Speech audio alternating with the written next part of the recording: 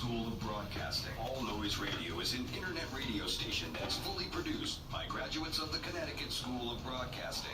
From modern rock to old school hip-hop, country and classical, news, talk, sports, and more. It's the noise you can't ignore. Log on to allnoiseradio.com. Fire up the station. Find out more about your favorite jocks. Get the latest CSB news and more. Plus, you can take All Noise Radio with you on the go for free. Just download the Live 365 app to your iPhone, iPod Touch, or BlackBerry and search All Noise Radio. Check out tomorrow's broadcasters today at allnoiseradio.com. Powered by the Connecticut School of Broadcasting. Sit back down and shut your trap. It's time for Keeping it sports with them right here on All Noise Radio. Are you ready?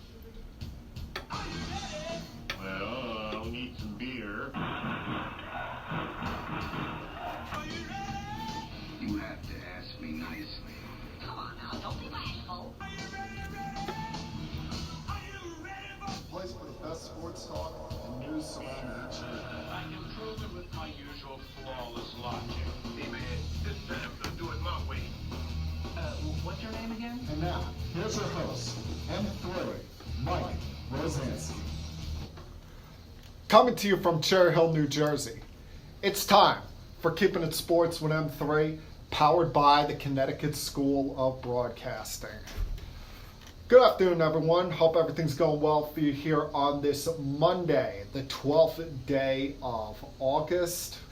Oh, wow, almost halfway through the month here already, but exciting times, people, exciting times, mainly because football is back now. Let's comment with it a little bit because it is what we call the non-alcoholic beer portion of the football season, preseason. I can't get myself wrapped up around preseason. And all I saw on television over the last couple of days, whether it be ESPN, Fox Sports 1, other sports outlets, is talking about, how great certain people looked in the preseason. How Patrick Mahomes on his first drive of the preseason was 4 for 4 for 66 yards, drove down the field and looked excellent, showing he hasn't missed a beat off of his MVP season with all the weapons there provided for him. Or talking about Daniel Jones and his debut for the New York Giants, and how he went 6 for 6 on his first drive, even a touchdown. Sam Darnold, who, outside of one incompletion, drove the ball down the field well for a touchdown. We see, guys stepping out of nowhere playing well. There's all this hype in Pittsburgh about this young wide receiver, James Washington. Maybe he could be new breakout wide receiver for the Steelers this year with the loss of Antonio Brown, who I'll give you some comments on him in just a little bit. I can't get my head wrapped around it because none of it is real yet. Especially, it's the first preseason game. If it's third preseason game, that's fine. Third preseason game, that's when things start to feel real. Things start to excite me, start to jump off the page and be like, wow, how awesome is that what we just witnessed? Because then the third preseason game is the dress rehearsal game. That is the closest you get to real football. You didn't watch real football on Thursday, Friday, or Saturday night. The starters were out there for what? One series, one drive? So it's hard for me to, wrap my head around that and get excited about that. But as I mentioned last week, we are not going to be without football now for the next 6 months. So at least there's that positive. But when it comes to preseason, take everything you see with a grain of salt, people. It's very few times that we see a Victor Cruz-like player come out of nowhere. A guy who's undrafted or taken late in a draft and they turn into a star, that they show that what they did in the preseason is more than just a very good performance when the defenses essentially are not trying. Just wanted to get that off my chest there real quick. Now, getting back to the regularly scheduled program which I have a lot to talk about today, or at least I'm going to try to have a lot to talk about here. Now, there's something a little bit different I'm adding to the program. Finally, after who knows how many years I've been doing this podcast now.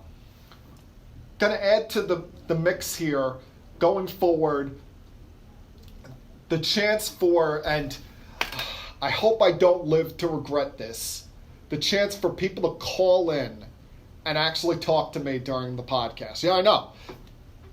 Crazy stuff, crazy thoughts. The opportunity for people to actually call in. And the number to call in is 856-330-4749. Once again, that's 856-330-4749. That's going to be the number to call in here on Keeping It Sports with M3. And all I ask is two things. If you're going to call in during the podcast, you want to hear your voice on here, want to talk to me, try to stick on topic with what I'm talking about right at that point. If I'm talking about NFL and all of a sudden you call me with something on Major League Baseball or NBA, I might hang up on you. So let's try to stick on topic for what's going on in that segment. Other thing, I know sometimes I drop a curse word or two, like I know these aren't considered curse words now in 2019, but when I was a kid, hell, crap, even saying shit sometimes, those were considered curse words. That kind of stuff is fine, like saying someone played like crap, someone played like shit, some stuff like that, saying what the hell.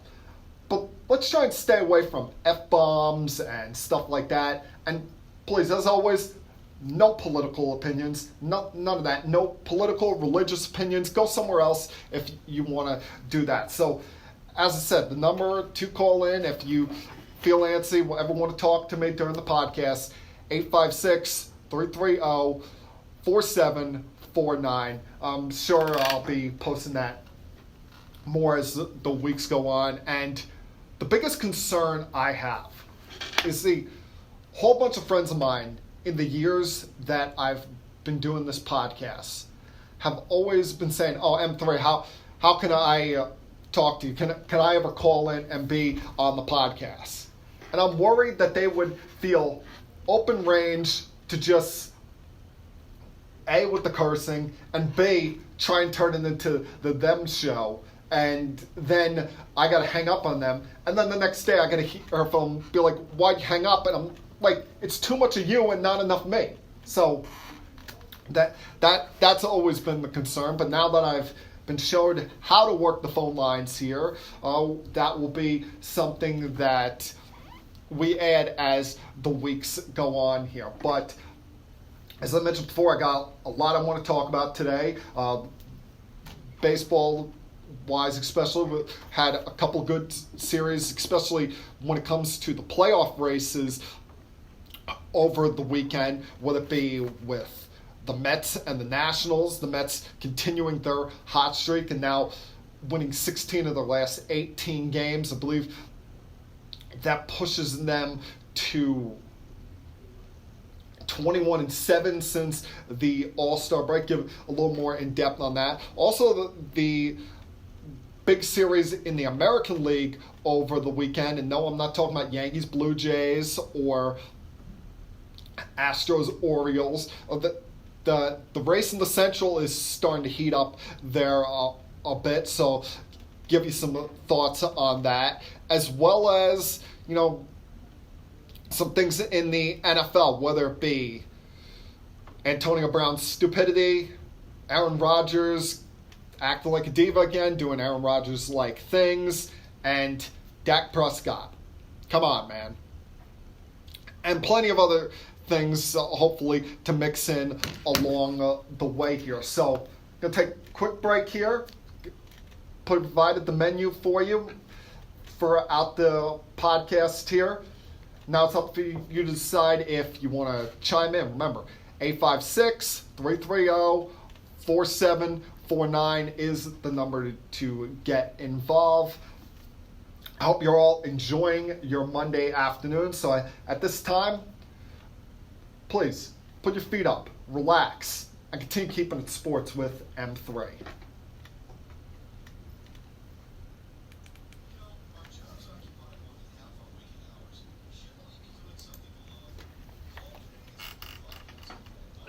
TV radio or log on to GoCSB.com. Since 1964, Connecticut School of Broadcasting, with a network of 12 campuses from Massachusetts to Miami, has helped place thousands of grads as DJs, sportscasters, entertainment reporters, behind the scenes in audio and video production, every aspect of the broadcast media. Connecticut School of Broadcasting has trained men and women of all ages and backgrounds in a matter of months, not years. Learn by doing from area radio and TV pros. Call 1-800-TV-RADIO or log on to GoCSB.com.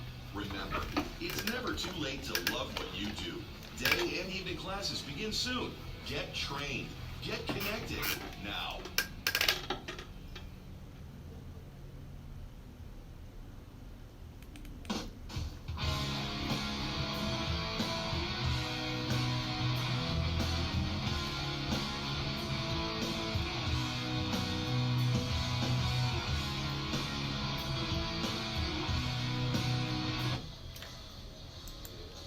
Welcome back to Keeping It Sports with M3 on this Monday afternoon here in Cherry Hill, New Jersey. Hope you're all enjoying your Monday afternoons. You know, I woke up today, I was in somewhat of a annoyed mood.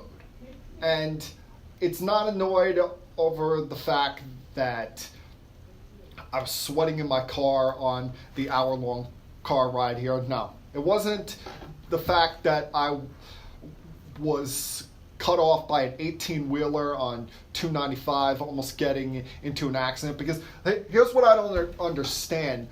When you're on major highways, why do the big trucks, 18-wheelers, garbage trucks, whatever, have such an obsession of moving from the far right lane into the middle lane just to avoid being right next to when a cop pulls a car over? Because you see it all the time. Turnpike, Parkway, you live in this area, 195, 295.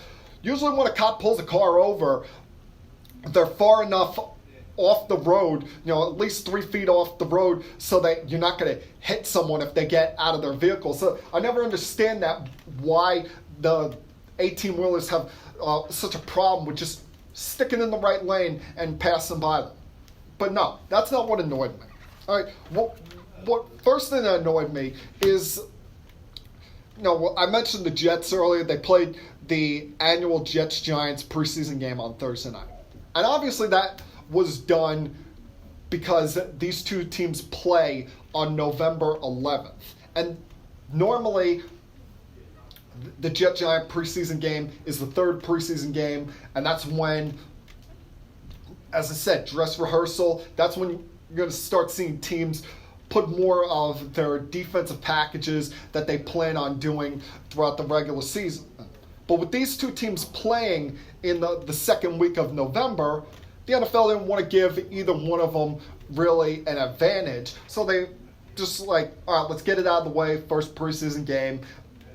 Neither one of them complained later on that they had some kind of schematic advantage over the others, some kind of schematic gain. So there's that. But with the Jets, with all the injuries they have in the secondary right now, with Marcus May, I know he got taken off the PUP list, but who knows when he's going to be able to play and go full force in a practice. Now you got this injury that Tremaine Johnson is dealing with hamstring injury.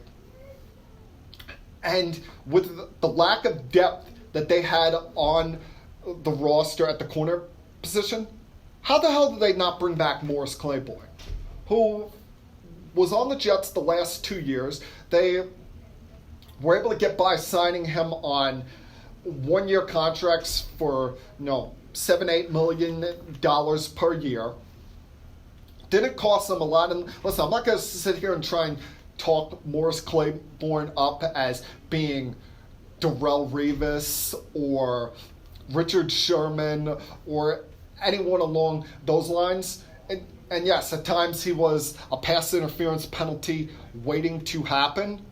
But the guy's a good player. The guy is a solid, at the very minimum, corner. He's better than anyone they have. Hell, he's even better than Tremaine Johnson. I just could not quite understand why even this new regime with Joe Douglas and Adam Gase, why they wouldn't go out there and bring this guy back. Is it due to the fact that he's going to be serving a suspension the first 4 games of the season for a failed PED test?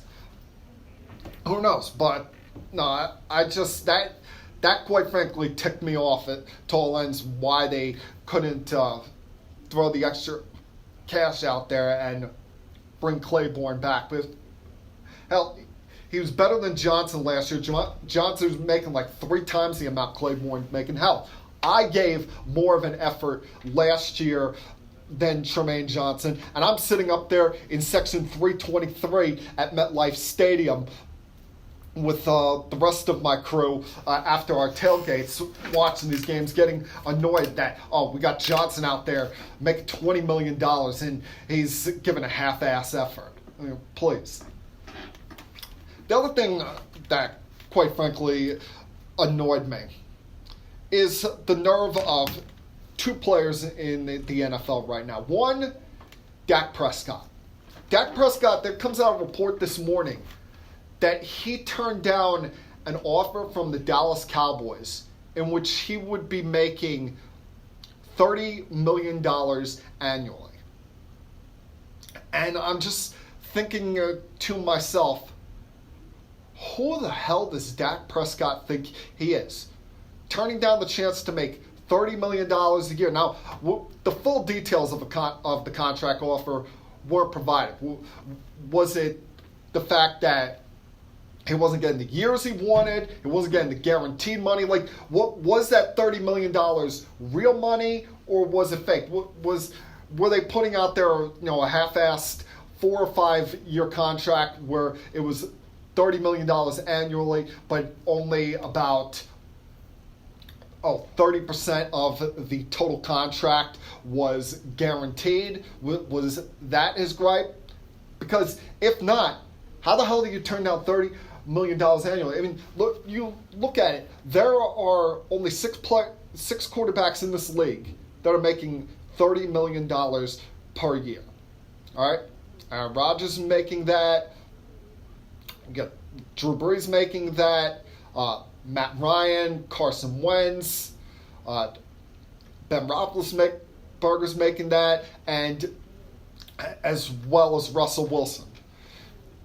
Now, what do those guys have in common that Dak Prescott doesn't? Here's the answer. They've actually won something.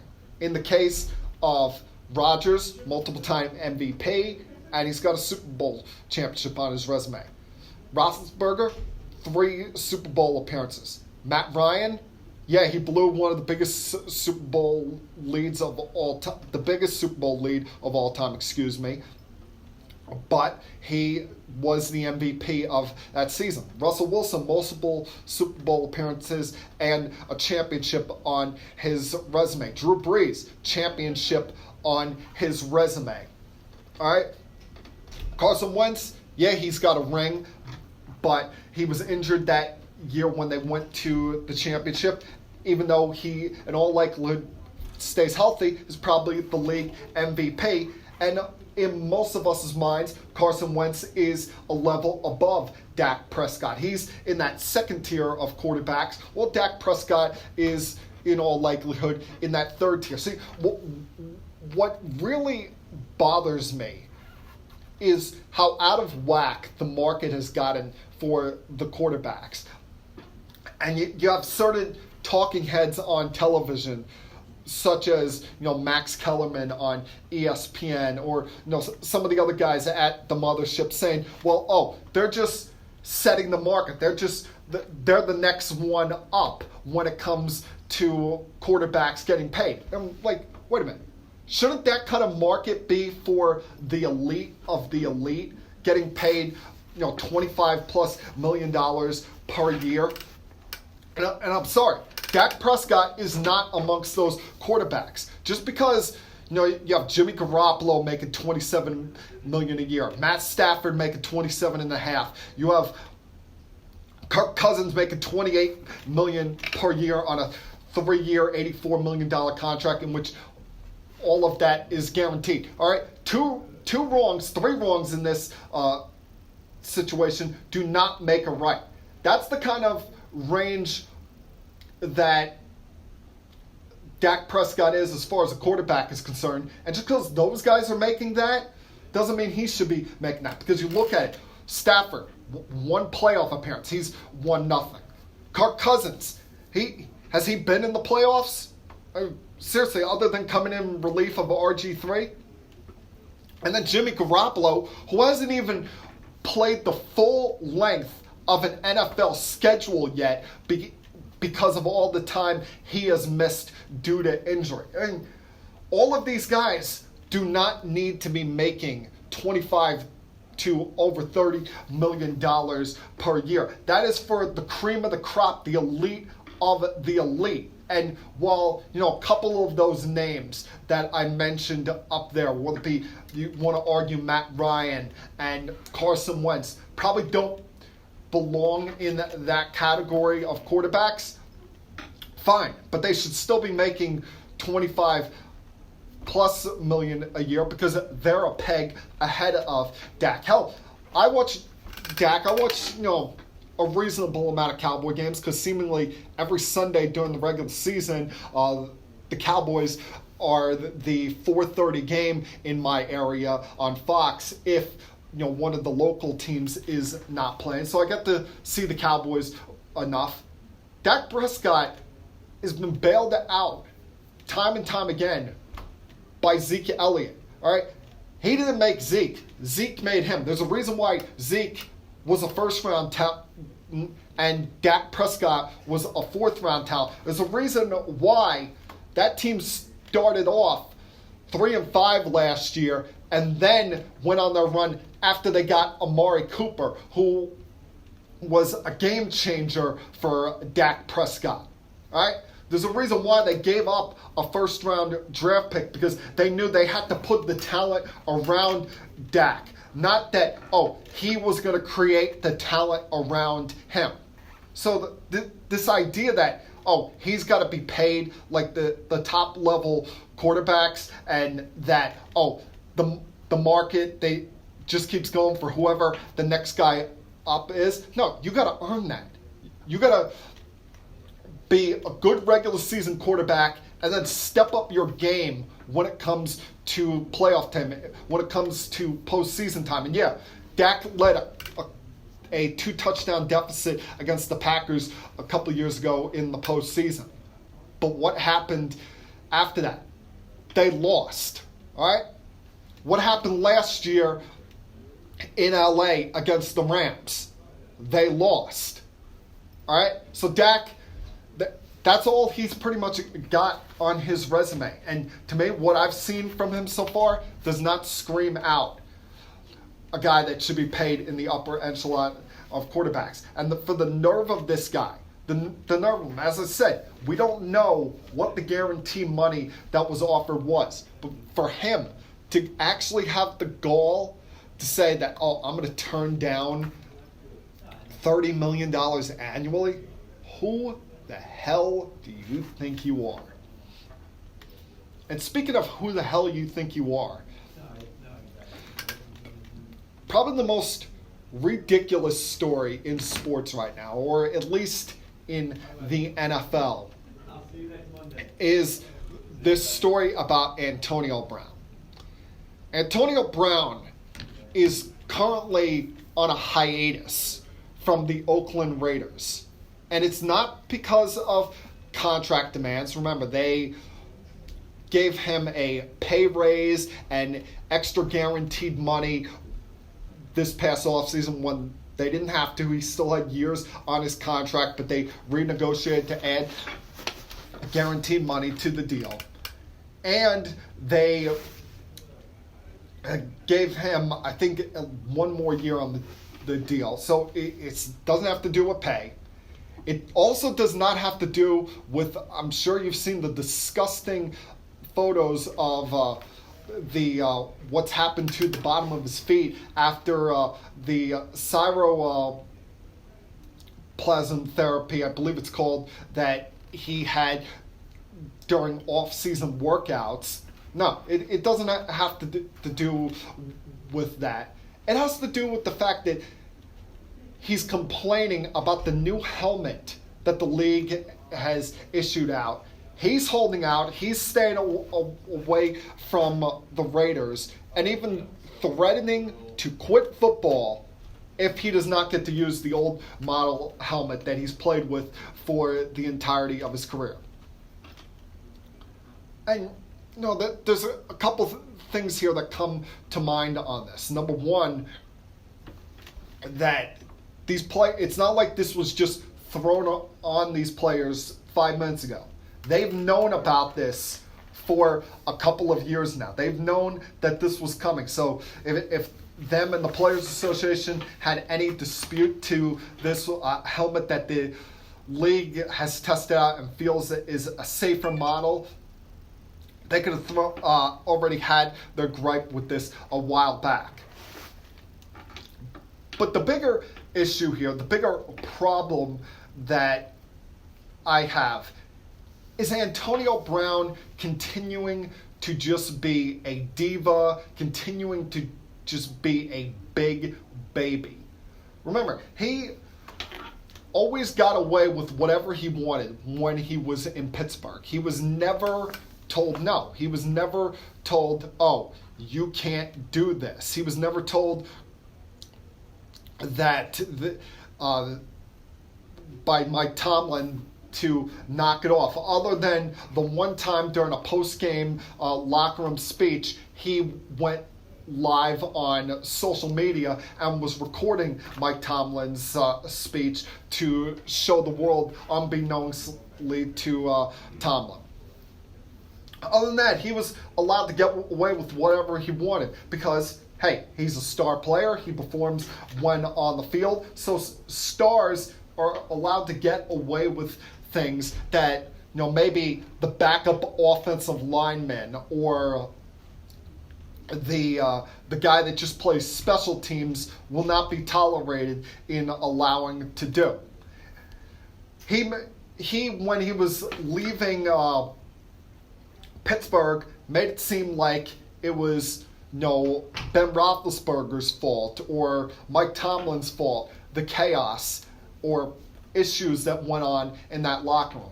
But you look at what he's done the last year when he acted like an immature, petulant child in practice the last week of the season and essentially left.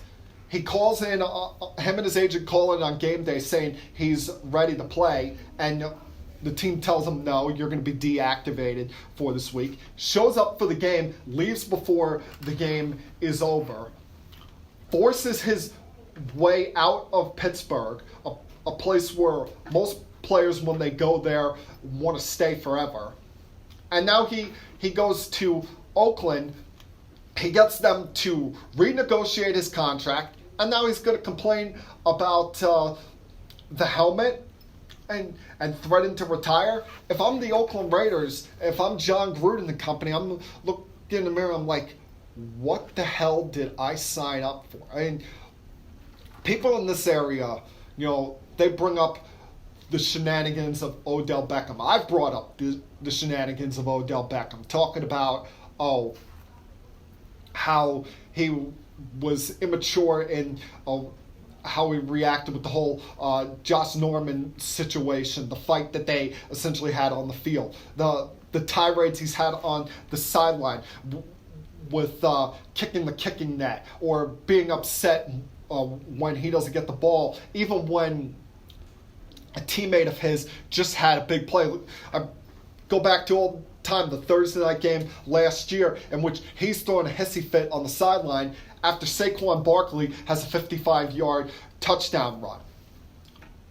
But all of his teammates seemingly still loved him. I mean, you read or watch all these interviews at Giants training camp so far this year, and you see Sterling Shepard, you see Saquon Barkley talking about how that's my brother, I miss him, we love him. All of the Giants seemingly in unison saying, we love the guy. You don't hear that coming from Pittsburgh Steelers camp. You don't hear saying, oh, man, we miss Antonio Brown. No one's going out there saying that. So it's becoming more and more clear to me as the days go on that he was the problem there. And now he goes to Oakland, where, quite frankly, they don't care about winning. I mean, if they cared about winning, would they have brought John Gruden out of the announce booth after not coaching for 10 years and given him $10 million per year on a 10-year contract? No. So now, that they just got rid of the head case that is Marshawn Lynch. Now they got a new head case to deal with. Now they got a new diva drama baby to deal with. And, God bless you, Gruden. God bless you, Oakland Raiders, because I don't think you realize what you signed up for.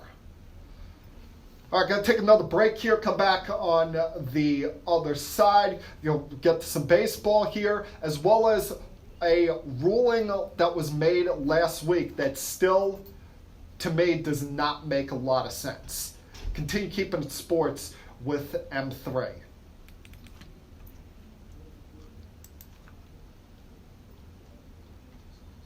Exciting careers in radio, television, and the new media.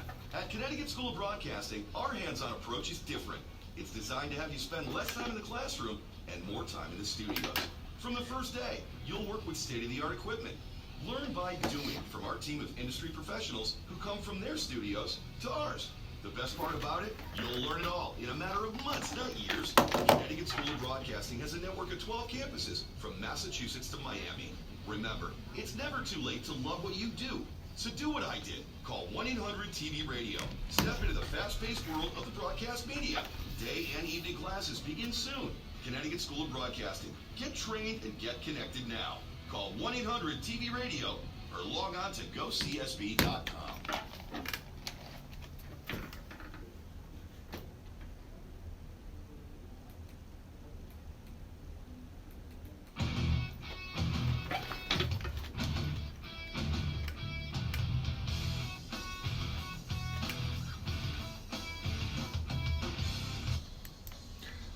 Welcome back to Keeping It Sports with M3. Hope you're all enjoying your Monday afternoon. I want to remind you about a couple quick ways to get involved in the podcast. As always, remember, tell your friends about where they can find the podcast each and every single week through Facebook.com/Keeping It Sports with M3. That's Facebook.com/Keeping It Sports with M3, where you find the archive of all previous editions of this podcast. You can also send me any questions, comments, thoughts, opinions of anything going on in the sports world, and as long as it remains relevant, I'll be sure to get to it. Hopefully on the next edition of the podcast, as well as you can watch it live through Facebook. You can also watch the video version of it on YouTube each and every single week. The YouTube channel is Keeping It Sports with M3. Very simple. As well as you will be able to find the link to each one of these on my Twitter page that I've set up for this, at Keeping It Sports. So there you go. Those are ways to get involved, as well as the phone number, which is something I'm still regretting, but thankfully so far no one has taken advantage of that. I'll remind you again, the number is 856-330-4749 for anyone that wants to get involved in the program. Now, over the weekend, there were a couple of series that caught my interest. Of course, there was Yankees Blue Jays because I'm a big New York Yankees fan. And I want to, everyone wants to watch their team, even though, let's face it, the next relevant game the Yankees are going to play will come in the month of October. But there were a couple of series of more importance that I was paying close attention to. One of which being this series between the Indians and the Twins.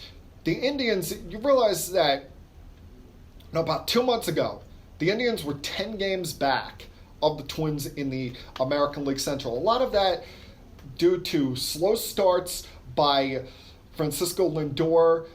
He was dealing with some injury issues. And also Jose Ramirez, who's been in a slump for about a year now, since around this time last year have been slumping. But as we start to get into the month of July, he began to come on, began to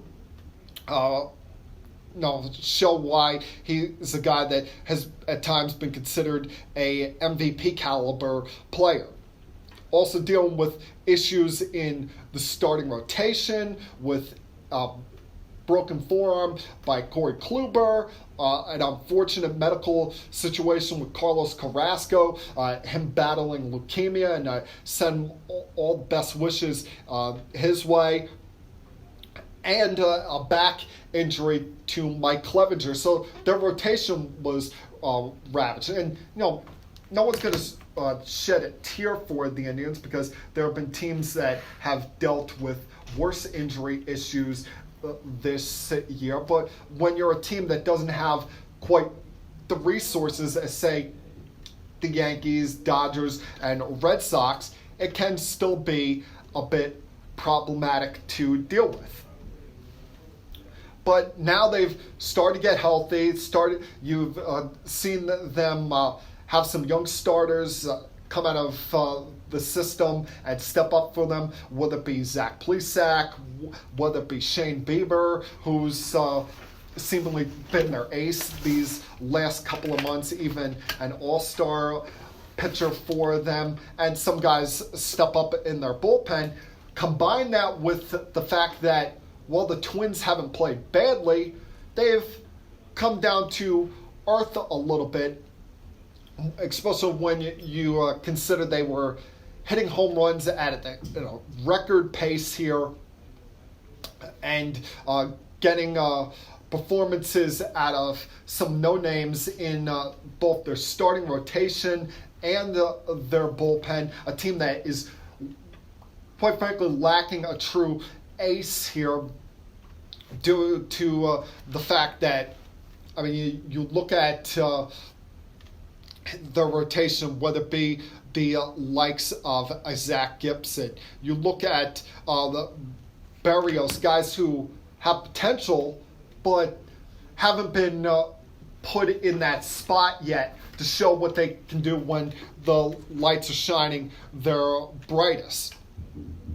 Well, they were given an opportunity this past weekend to truly step up. Coming into this series, a 4-game set against the Indians, they had a 2-game lead. After having a 10-game lead 2 months ago, the Indians went on an insane run. I believe at one point they had went 37-16 over a 53-game stretch to get themselves back in the mix here. And while the Twins themselves weren't bad, they kind of treaded water. Well, the Indians now not only have closed the gap in the race, they've tied them up in the Central, tied them up as far as the lead goes there by going into Minnesota, winning 2 out of 3. They were helped out a little bit on Thursday night due to the injury by Nelson Cruz, an injury that there's some concern on, especially because he had this same wrist problem earlier in the year on a swing and missed about a month of game action. But they were unable to get the clutch hit in the ninth inning, especially at a time which Terry Francona showed how badly he wanted to get this game by bringing in his closer, Brad Hand, to get a 4-out save, essentially losing him for the next 2 days because Brad Hand threw over 30 pitches that night. And then over the following 3 days, the Twins would still manage to get a game here in the series, but when they had a chance to at least still have a lead after Sunday's action, they wound up losing a heartbreaker in extra innings by a score of 7-3 to now give new life to the Indians. Because if the Twins could either have split the series or taken 3 out of 4 this weekend, it provides a boost for a young team, a team that is not used to this spot, a team that has never had this kind of pressure on them. Because let's face it, a lot of the main parts on this team outside of Max Kepler are new to the roster this year. They brought in a lot of veterans, whether it be Marwin Gonzalez, Nelson Cruz, the guys that have been there and been in playoff races, but have not all been together on this team before. But these young guys, now with the Cruz out for who knows how long this wrist is going to keep him out of the lineup. Now they're dealing with the pressures of a pennant race for the first time. I mean, it could have calmed a lot of ease, a lot of angst by winning 3 out of 4 and having a 4-game lead, pushing the Indians back. But now with all this momentum the Indians have built, with the fact that Kluber's on his way back, he's started the rehab assignment the other day. Carrasco's throwing bullpen sessions, and who knows if he'll be an option for them the remainder of the season. The Indians, a team that's battle-tested for the most part, still has pretty much the same crew together that outside of their bullpen that went to the World Series a couple of years ago and lost that heartbreaking 7-game series. Now that they have tied up this division, they're in the catbird seat. They're the ones like, oh yeah, we've been here, we've done that. We just came all the way back from a 10.5, 11-game deficit to tie up this division, and we're doing it up against a team that is relatively new as far as it goes to playoff contention is concerned here. And now the Twins, the problem with the Twins is, I mentioned it last week when talking about the trade deadline, how there wasn't a lot of teams that were aggressive trying to go and get that pitcher. And while there wasn't that big name available, it doesn't seem like Bumgarner was ever truly available. And who knows if they had any awareness to Zach Greinke being available, if they could have even fit that in their payroll. But you heard about their interest in Marcus Stroman. You heard about them going out talking about Robbie Ray. You heard about them with a lot of these pitchers, and they weren't aggressive. They were probably the least aggressive of teams out there. Sure, they made a couple of trades for bullpen arms, but I didn't think the bullpen was their overwhelming, glaring issue on this team. What their glaring issue was the lack of that true veteran ace. And Kyle Gibson is not that guy.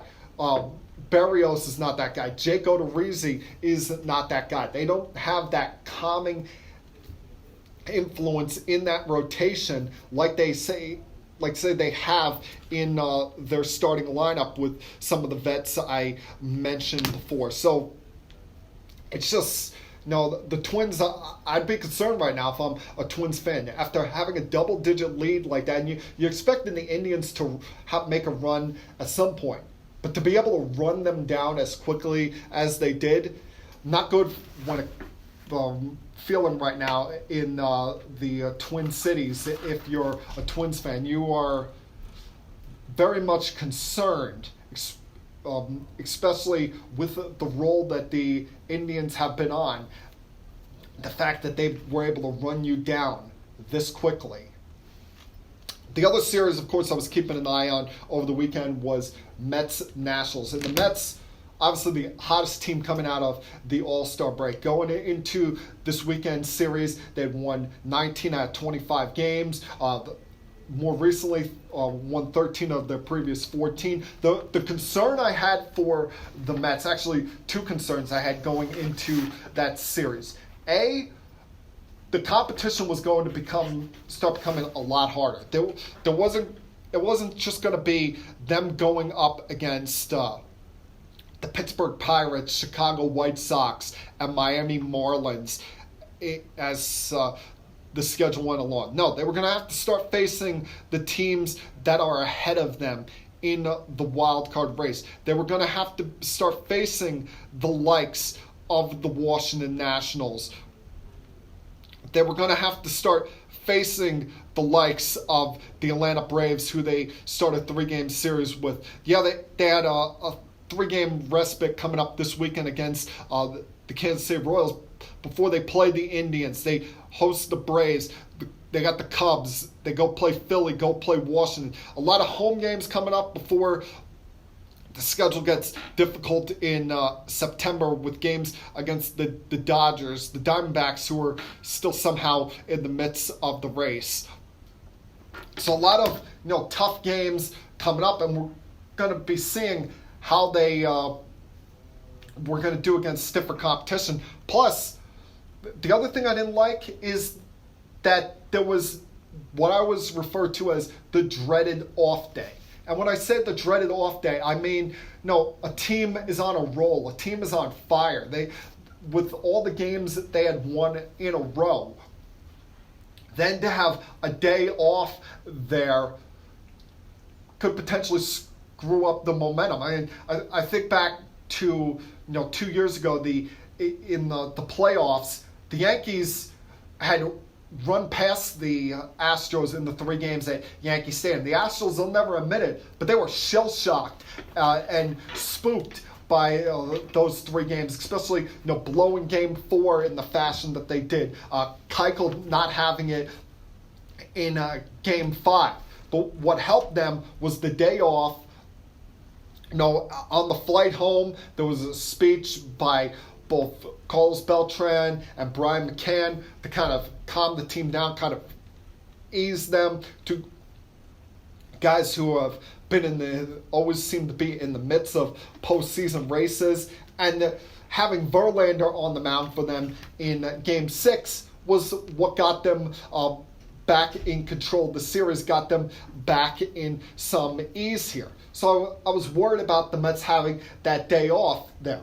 Now, how is Stroman going to react to his Citi Field debut? And outside of an early hiccup, I think it was in the second inning when he gave up a 3 spot, he was fine. He said weeks ago, when asked about possibly pitching in New York, there was some thought at the time that he would be pitching for the Yankees when pitching in New York, that he's built for this. This is the kind of moment that he lives for, that he is made for this kind of stuff. And you saw him show that kind of emotion on Friday night. You saw him exhibit that big game fire within him, going out there, even convincing his manager to let him go back out there in the 7th inning when he was already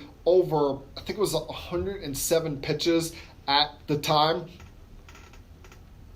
of him being at the time of him going back out there for the 7th inning, but he was able to calm his nerves and go and show that he's made for this spot. Now, it does help the fact that the Nationals bullpen was awful in that 9th inning, and Sean Doolittle gave up the game-tying home run to Todd Frazier. But you watch that Nationals bullpen, that's like throwing gasoline on the fire here. Now,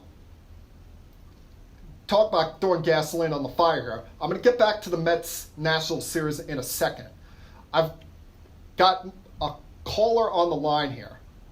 I'm almost hesitant to answer this. We're going to see who we got here on the line. Oh, I think they just hung up. Damn. I was looking forward to that first caller calling in. If you're watching or listening to this right now, feel free to call back in. But I saw the light as far as answer queue blinking. So hopefully whoever that guy was, he calls back in. Remember the line 856-330-4749. But Mets Nationals, you look at that series. The Nationals could have easily swept this series over the weekend. And you look at Friday night, you have the big mistake in the 9th inning. And the Mets must have been asleep at the wheel here. How they allowed Justin Wilson to go up against Rendon. I know there were two left-handed batters coming up after him, but Rendon's got good numbers lifetime against Wilson. You have Seth Lugo warming up in the bullpen. I'm not sure what the hell that they're thinking, what the hell is running through the manager's mind. I mean, you have your best reliever up. It's a spot that calls for it, and you let Rendon beat you there. He was able to, get by with screwing up in that spot, thanks to Todd Frazier saving his rear end in the 9th inning, and followed by Michael Conforto's walk-off single. Walk-off single that, I think the Mets need to calm down with. The fact that they, were ripping his jersey off. But then, to get that kind of victory carries into the next night, in which Syndergaard struggled in the first inning, but the Met offense was able to muster some runs across the board against Patrick Corbin before Fernando Rodney, who's always been a high wire act, he blows the game in the 8th inning, even when Daniel Hudson, one of the new acquisitions to the Washington Nationals, is warming up in the pen. And, another thing, you have Hudson warming up in the pen to come in and face the top of your order, and you save him for after the Mets are able to first tie up the game and then take the lead. And I understand in that spot, no one is expecting Luis Guillorme to hit a home run. I mean, he's been in the league for a cup of coffee and has never hit a home run. But then as soon as he hits that home run, doesn't Rodney have to be out of the game and you go to Hudson at that point? They were lucky, let's face it, they were lucky to scratch a win out of this series after the Pen blew the first two games. Because you figure, Pen blows the first two games, fait accompli that DeGrom is going to put this sweep in the bag on Sunday afternoon. But even Jacob DeGrom, I think, is allowed a bad start now and then. Didn't help the fact that you had Alonso and McNeil, who've been so great for this team all year long, make errors, especially Alonso's throw in the first inning to first base with 2 outs. I still don't know who he was throwing that to. But Nationals were able to scratch out a win in that series. But no, it's continued this excitement that's gone on in the National League wild card race. And the Nationals, they have a half-game lead over the Cardinals for the first spot. But you look at these teams that are all within, I'll include the Giants here, 7 teams all within 3.5 of the 2 spots. And you look at them, each one of them has a wart. Each one of them has a problem. Oh, we'll get to that in a second. Got a caller on the line here. We'll see if this person's actually there this time. Do we have a caller?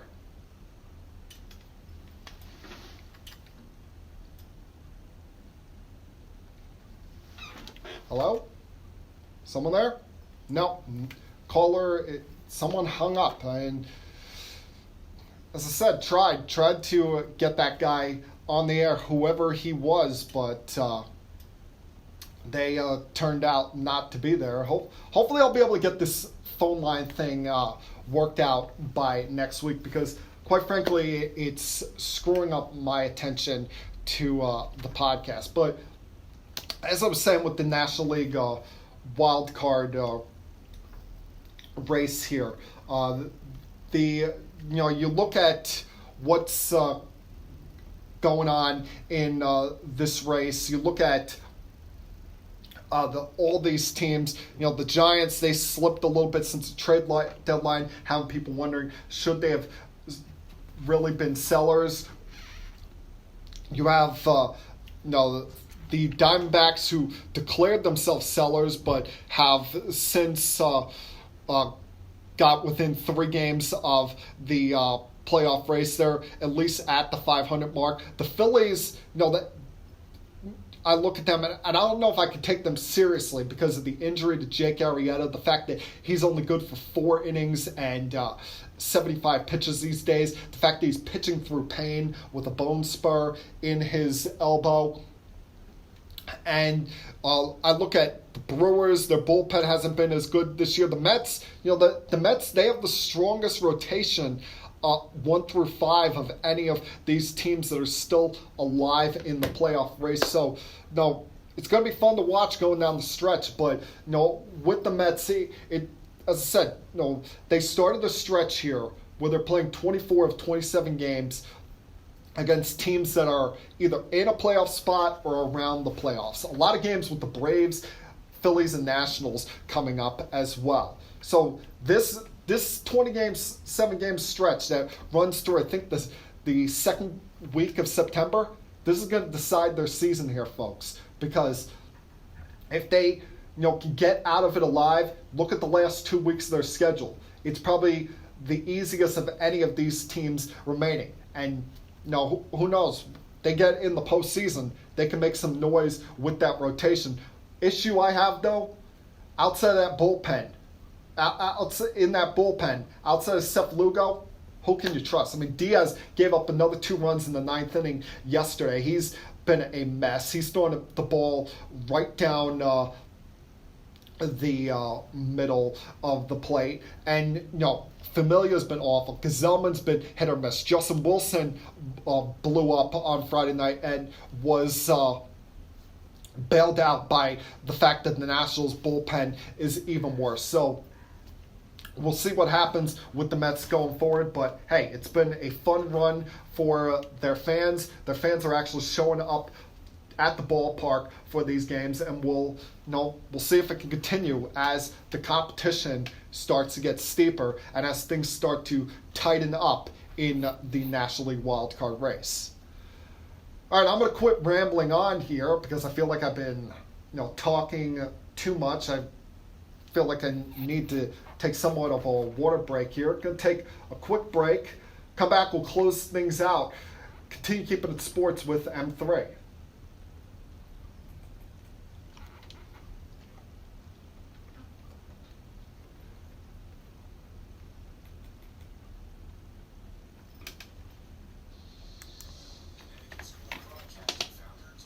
months in. You know, the media business has changed a lot since we opened our doors in 1964. Now media content is everywhere. On air, online, on the go. More than ever, companies are looking for people to help drive this new media. At Connecticut School of Broadcasting, you'll get hands-on training on the latest software and equipment in a matter of months, not years. Connecticut School of Broadcasting has placed thousands of grads in broadcast media careers. It's all about versatility. You see, at a radio station, if you also know how to shoot, edit, and post videos, you become a pretty hot commodity.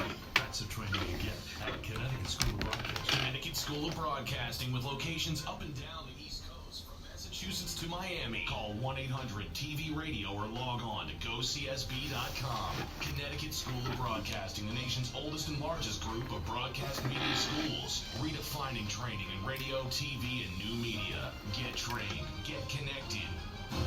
1-800-TV-RADIO.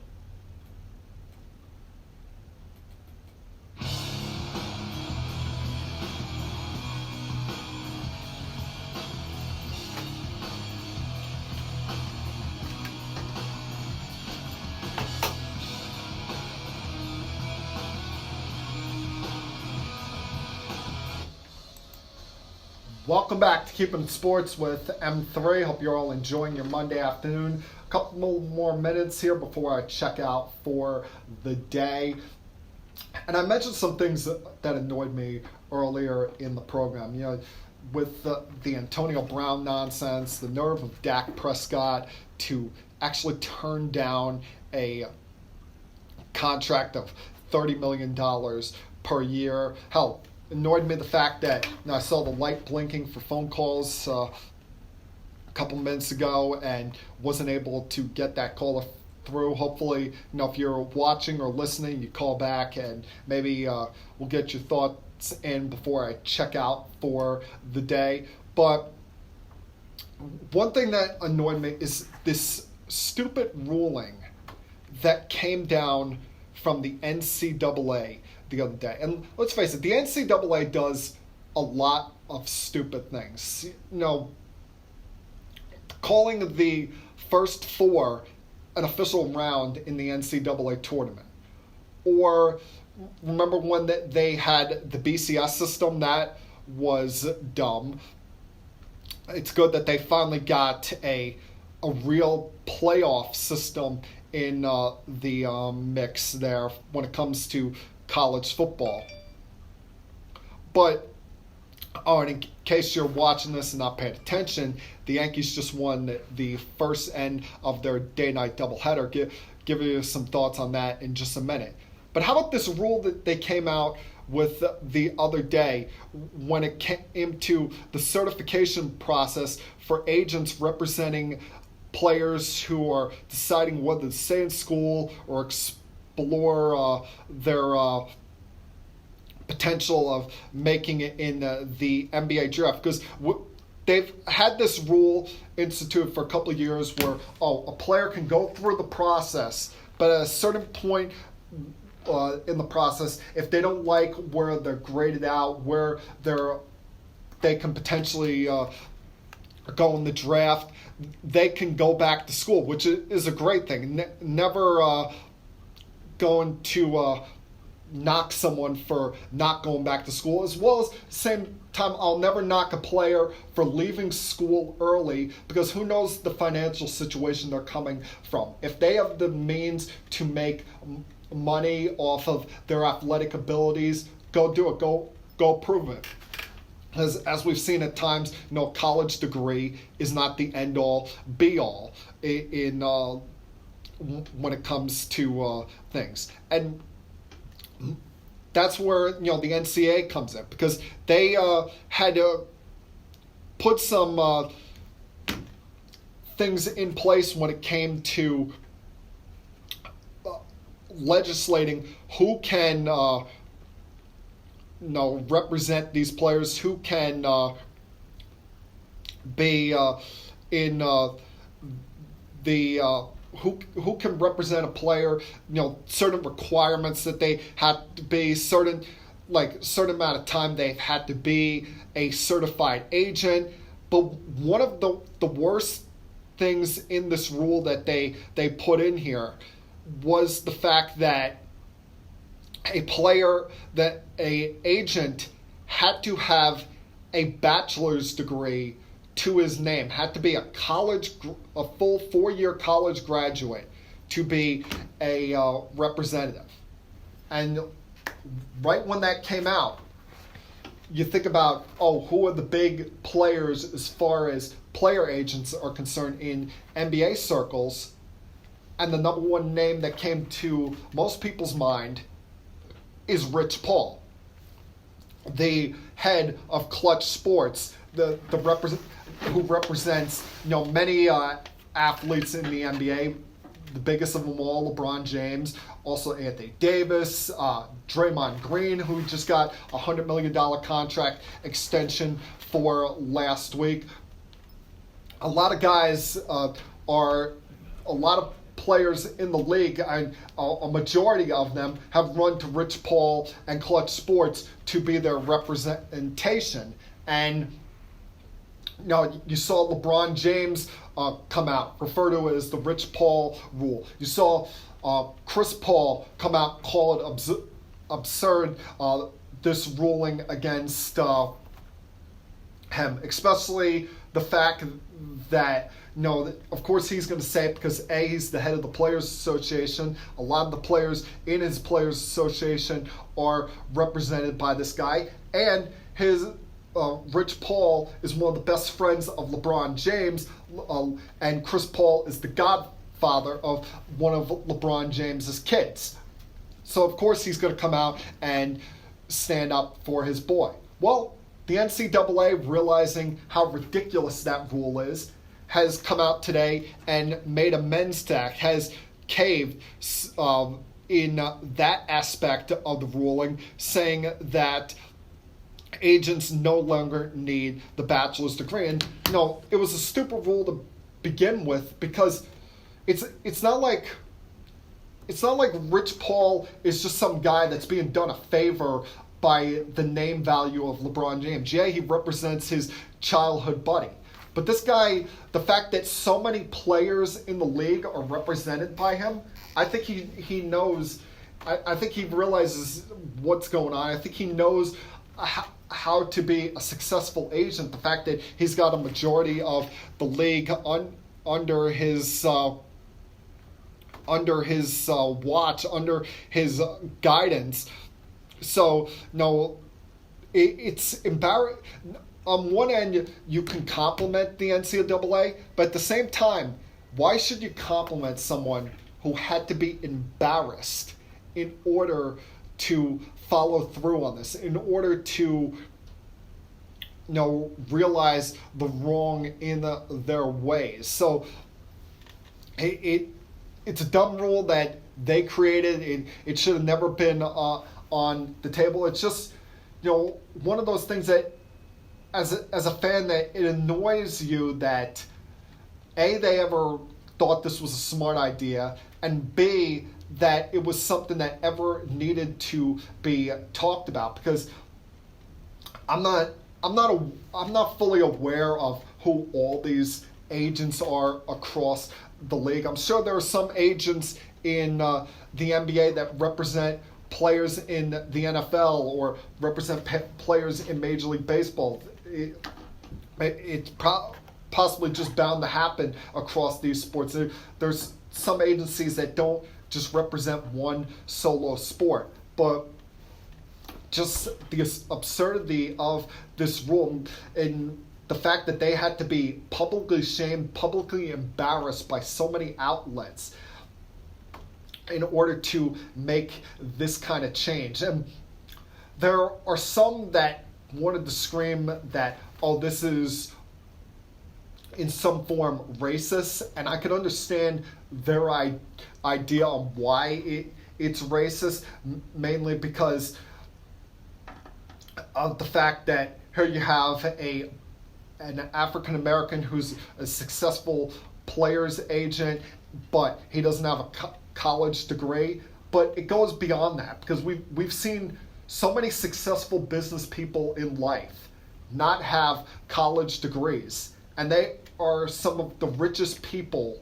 across this planet. I mean, Bill Gates, last time I checked, I don't think he has a college degree. And so, some of these people, whether they work in electronics, whether they work in the police force, whether they work in athletics, successful people all around, we see it all the time. They don't have college degrees. The only walk of life I think you really need a college degree to work in is government, in politicians. Though we've seen in some cases that may not be necessary. Now, one more thing that annoyed me over the weekend. I mentioned, being a Yankee fan, a lot of my focus was on the Yankees Blue Jays series over the weekend, just because, observing due to the fact that the Yankees are my favorite team. And as I mentioned a couple minutes ago, the Yankees just won the first end of their day-night doubleheader against the Baltimore Orioles, who, let's face it should be illegal for the Yankees to face the Orioles, especially after the beating they gave them last week in Camden Yards. I mean, they've hit over 40 home runs in Camden Yards this year. They've hit more home runs in Camden Yards than the Tigers have hit at Comerica Park all season long, and the Yankees only play 9 or 10 games at Camden Yards all season long. And I've referred to it as Yankee Stadium South, and it's truly becoming that way with the overwhelming dominance they show against the Baltimore Orioles. And somehow, some way, the Orioles are worse than they were last year, and I didn't think that was even remotely possible. But, that over the weekend, I'm watching the 4-game set against the Blue Jays. And first off, the Blue Jays are going to be a pain in the ass to deal with over the next decade if they get any pitching at all. Because you look at some of these young kids that they're bringing up, whether it be Vlad Guerrero Jr., Bo Bichette, Calvin Biggio, Luis Gurrias, these kids, they've hit on all of these young studs that they're bringing up. The problem is they don't have any representable starting pitchers on that staff. Anybody that can take the ball once every 5 days and it's like, all right, boys, jump on my back. I'm going to win this game for us today. I mean, they got the hitters. They need to develop the pitching staff. Anyway, they're playing the second game of this 4-game set on Friday night. And as you've heard me mention many times throughout the year, the home plate umpiring this year and umpiring in general across the board has been awful. It's been atrocious. And you saw another example of that on Friday night when I want to say it was the 5th inning, if I've got my innings correct here. Just looking this up real quick here. No, bottom of the 3rd inning. Cameron Maben strikes out on a curveball that was clearly outside the zone. That was, below the little box they like to draw on the screen on Yes, or whether you're watching up in Canada on, I think the network is CSN up there. Anyway, Maben strikes out on a bad pitch.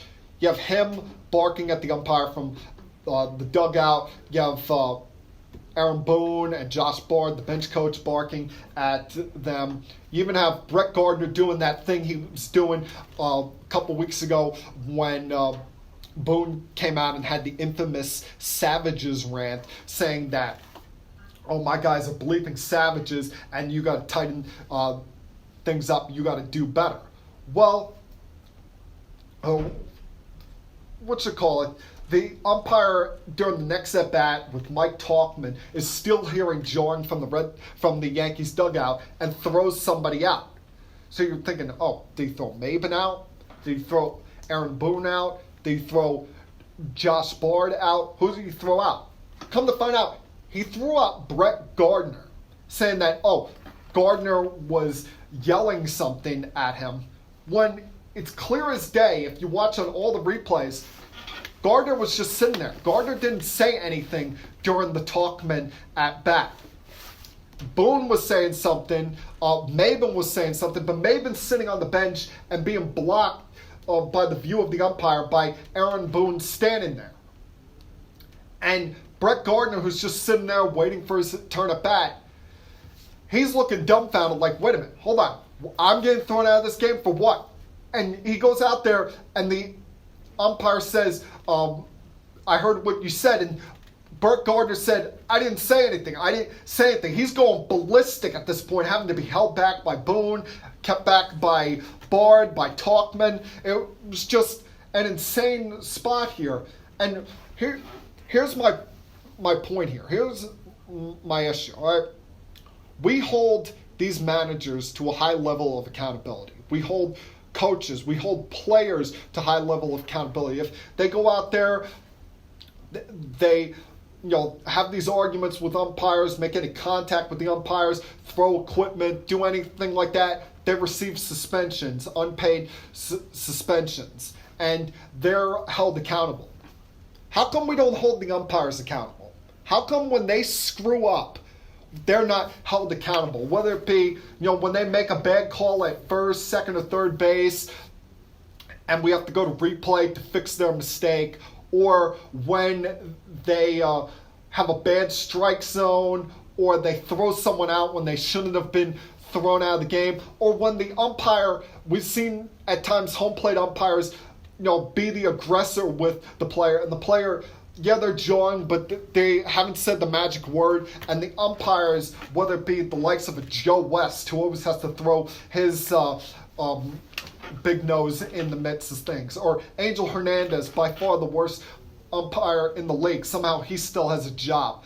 How come these guys aren't held accountable? How come they're not, A, forced to talk to the media, and B, when they screw up, whatever sanctions they're given, it isn't made public? It's absolutely ridiculous. We hold the athletes, we hold the coaches accountable.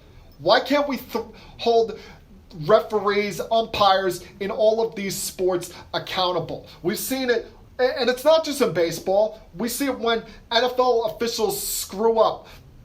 They're not held accountable.